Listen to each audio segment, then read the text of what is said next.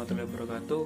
Perkenalkan, nama saya Adi Pradana Putra dari Universitas Muhammadiyah Jember, Fakultas Pertanian dan prodinya Agribisnis. Di sini saya akan membahas tentang ketahanan pangan di masa pandemi. Ketahanan pangan merupakan topik yang akhir-akhir ini ramai diperbincangkan oleh banyak pihak sebagai konsekuensi dari dampak penyebaran COVID-19 yang semakin meluas. Pangan adalah kebutuhan dasar bagi manusia yang harus dipenuhi setiap saat. Sifatnya yang sebagai kebutuhan dasar membuat pangan mempunyai arti dan peran yang sangat penting dan vital bagi kehidupan suatu bangsa. Kebutuhan pangan yang lebih besar dari ketersediaan pangan akan menyebabkan ketidakstabilan ekonomi suatu bangsa.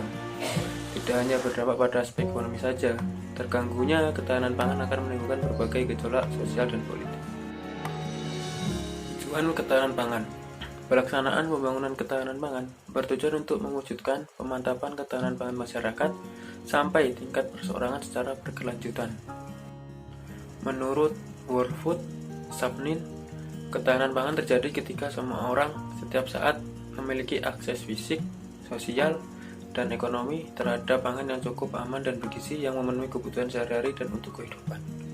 Dan menurut FAO, merumuskan 4 dimensi yang harus diperhatikan untuk mencapai ketahanan pangan, yaitu ketersediaan makanan, akses yang terjangkau, penggunaan dan pemanfaatan makanan, dan stabilitas pasokan dan akses. Upaya pemerintah untuk pulihkan ketahanan pangan selama pandemi. Beberapa upaya dilakukan antara lain dengan memanfaatkan lahan tak produktif menjadi lahan produktif, kemudian bekerjasama dengan daerah lain dan pemerintah pusat untuk memastikan rantai distribusi yang lancar dengan penguatan cadangan dan sistem logistik pangan. Selain itu, Pemda juga perlu menjaga stabilitas harga pangan di daerah dengan memastikan diversifikasi pangan di daerah yang selama ini didominasi beras. Strategi pertanian saat pandemi COVID-19. Kementerian Pertanian telah menyiapkan berbagai strategi dalam menghadapi tantangan ketahanan pangan, khususnya dalam situasi pandemi COVID-19 saat ini. Kementan juga memberikan bantuan subsidi pengangkutan pangan dari daerah surplus ke daerah minus, sehingga pasokan pangan dapat menjaga seluruh wilayah Indonesia. Upaya Kementan dalam membantu pendistribusian ini bertujuan agar hasil panen petani dapat terserap pasar dengan harga yang wajar di tengah pandemi, sehingga petani tetap bersemangat menanam dan berproduksi. Agenda Kementan. Kementan juga mempunyai agenda yang bersifat jangka pendek, menengah, dan panjang dalam menghadapi pandemi COVID-19 saat ini. Untuk jangka pendek, agenda SOS atau emergency diantaranya dengan menjaga stabilitas harga pangan dan membangun buffer stok.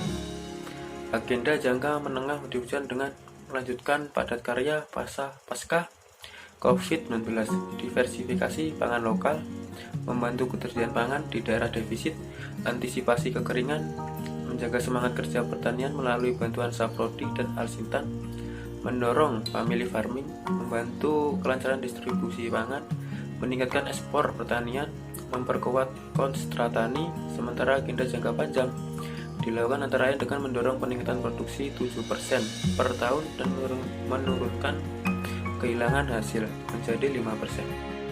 Sekian dari presentasi saya, kurang lebihnya mohon maaf. Wassalamualaikum.